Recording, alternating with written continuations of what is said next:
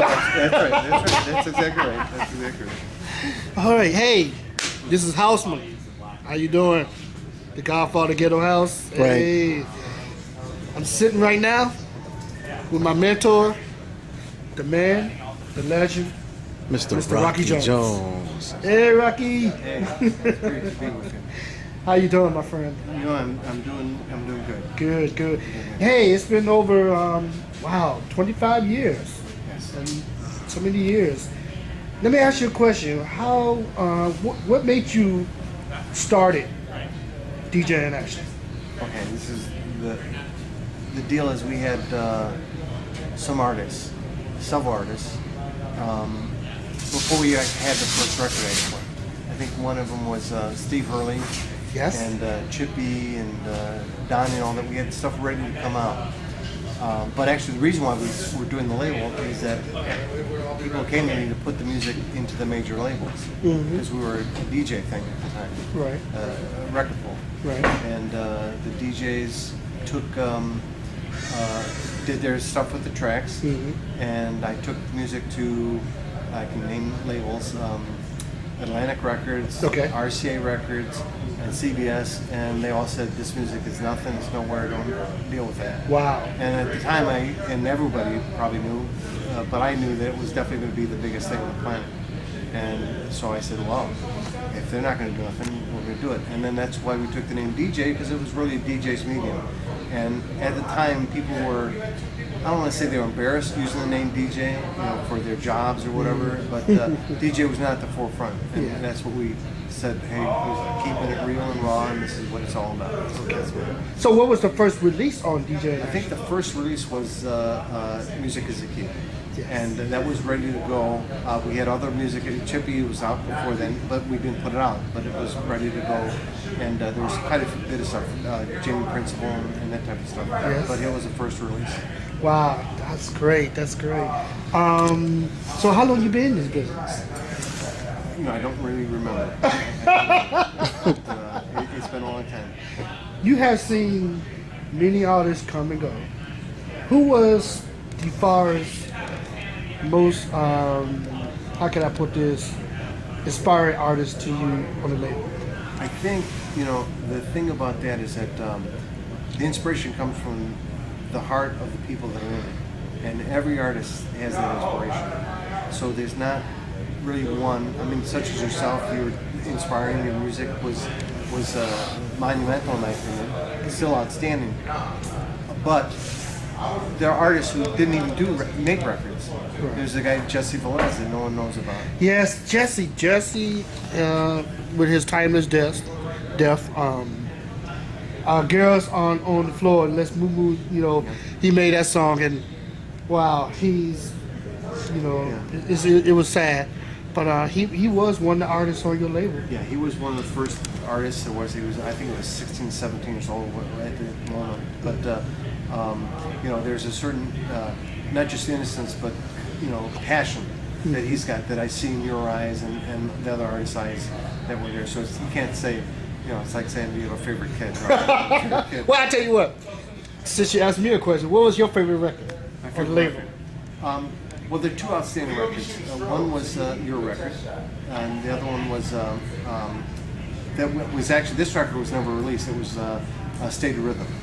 And, State, yes. Yeah, I remember you that told me. never actually came out. And they had two records. The name of the record, one was Hot For You, which I remember Joe did a mix on it, and so did Mike Dunn, never released. But the record that was my favorite from that group was I can't remember the name of it. It was a great record. Anyway. So, what do you see yourself right now? What you doing right now? So I, you know, had enough of the record business from all the nonsense that happens with that business, and Cause you ended DJ National. What year? I'm not sure. I think it was like '97. Yeah, it's probably in that or in '97. Yeah, but you went on to do movies, right? Right. The reason why I got out of that, as I was in DJ, I did a thing called Street Mix, which was a television show. Yes, which, I remember. You know, brought everything together. And see, he's a important man. Camera first. Okay. My passion is film. Yes. And the out of Street Mix and making the music videos for the DJs that's really what led me not to do DJ anymore, because I knew I was more interested in doing that, you know, and all the expectations that, you know, people had from you know, the label. You know, it's funny. And this is the part of what history is telling me about it. I was in England in Kiss Radio. Have you heard of Kiss Radio? Yes, I have. Okay. Yes. Before they were Kiss Radio, and Really? the dude at the station was interviewing me, and why don't I'm not an artist, so and he just interviewed me. But what he did is he told me, he says, you know, DJ National, isn't that bigger than CBS Records? He thought we were actually bigger than CBS at the time, because you know, house music was Jammin. Yes, yes. So, and I said, well, if you saw what DJ looked like, you would understand it's not the biggest, you know, at that. And you know, so, you know, there's probably more expectation than actual realities there. And I think that was a lot of pressure from artists wanting to be like superstars and get that superstar paycheck, which was not in our ability, actually. It wasn't that, Rocky. You have to understand, even though DJ International was like CBS, it was like a big major label, because a lot of artists who could not get to a major label, they knew I'm gonna tell you something. When I go overseas, the first thing these kids come to me, they say, hey, we want to come to Chicago. Is DJ National still around? Is Dance Mania still around? Da, da, da. Their biggest dream is to be on your label, no matter what, because they heard so much stories about the label. It's impressive. You know, and even though they don't care about the money, they just want to be on that label. Right. Well, I mean, you know, we're having another go at it with my sons. Yes, that's right. So maybe that might be something that happens. But now I think, you know, there's a way to make money on house music, where when we were doing it, it was, you know, probably too much ahead of the curve, and the money wasn't there unless you lived in Europe, and that's where all the money was really at that time. Yes. But now it's a different day, so we'll see what happens. Well, I'm here, and it's great to see my old friend again, and hopefully we're going to do something with him in the next few months. And believe me, Mr. Jones out here, he's a legend. He's been there. He's done it. Peace.